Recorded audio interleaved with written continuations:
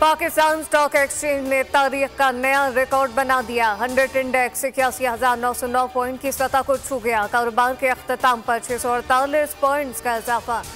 Market 81,839 points पर बंद। Market में मजमूई तौर पर 23 अरब रुपए मालियत के 45 करोड़ हिस्से का कारोबार हुआ।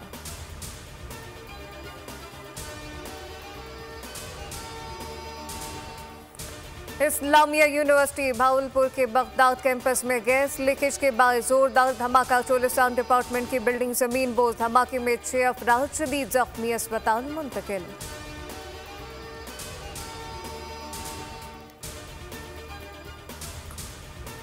मखसूस नशिस्तों से मुताल्लिक इलेक्शन कमीशन का अहम इजलास। लॉबिंग की सुप्रीम कोर्ट के फैसले पर ब्रीफिंग। कहा कि इलेक्शन कमीशन सुप्रीम कोर्ट फैसले के खिलाफ नज़ीर सानी का हक रखता है।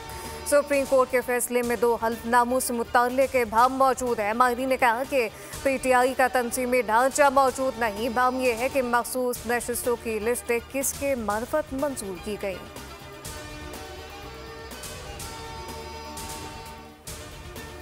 तहरीक इंसाफ के रहनुमा उमर अयूब कहते हैं, बानी पीटीआई ने कहा हकीकी आज़ादी की जंग जारी रहेगी। ये लोग सिर्फ पैसा बनाने के लिए आए हैं। सुप्रीम कोर्ट ने डिक्लेयर किया पीटीआई सियासी जमात है। इनका कहना था कि हमारी बानी पीटीआई से मुलाकात नहीं होने दी जा रही।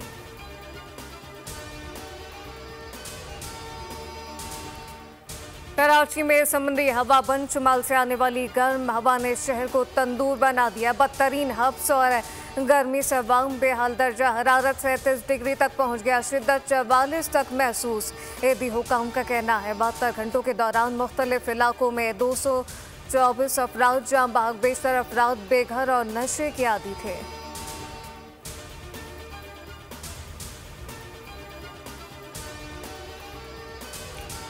और मुल्क की बढ़ती आबादी मईशत के लिए बड़ा चैलेंज बन गई। इदारा शुमारियात की 7वीं डिजिटल मरदमशुमारी रिपोर्ट जारी। पाकिस्तान में आबादी की बढ़ती शरह दुनिया में सबसे ज्यादा रिकॉर्ड। 2050 तक है पाकिस्तान की आबादी 100% बढ़ने का खदशा। आबादी 48 करोड़ तक पहुंच जाएगी। 30% अफराद गुब्बारे हैं, रिपोर्ट में इंकशाफ।